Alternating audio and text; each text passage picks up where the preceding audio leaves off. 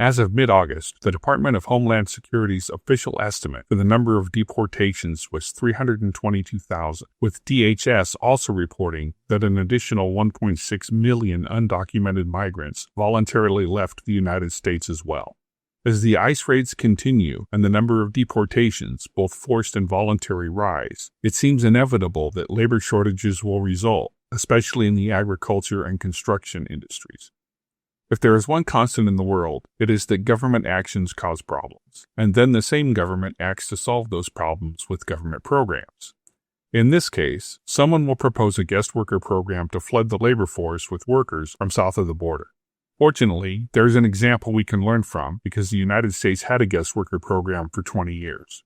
The Mexican Farm Labor Agreement, signed on August 4, 1942, formally launched the Bracero program.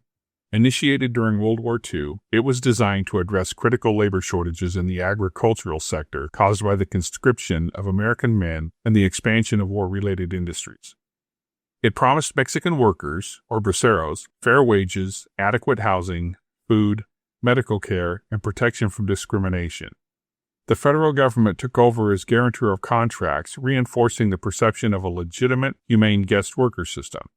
However, administrative negligence, weak enforcement mechanisms, and collusion between growers and government agencies allowed systematic exploitation. While the program provided corporate agriculture with cheap labor, there were problems. Despite promises of humane treatment, braceros frequently endured squalid living conditions, inadequate food, wage theft, and dangerous working environments. Housing was often makeshift and overcrowded, while healthcare provisions were minimal. Exposure to pesticides and long workdays of up to 16 hours were common. In 1963 in Chualar, California, 32 braceros died after their bus collided with a train. The event exposed the hazardous transportation conditions braceros faced and galvanized public opposition to the program. Labor unions, including Cesar Chavez's United Farm Workers Union, as well as the AFL-CIO, became increasingly vocal in opposing the program, forcing the government to end the program that same year. Despite its termination, the Bracero program's legacy lingers. In the 2000s, former braceros and their descendants filed lawsuits seeking repayment of wages withheld in savings accounts. Many workers never recovered what was owed. The Bracero program exemplified the contradictions of labor migration policy.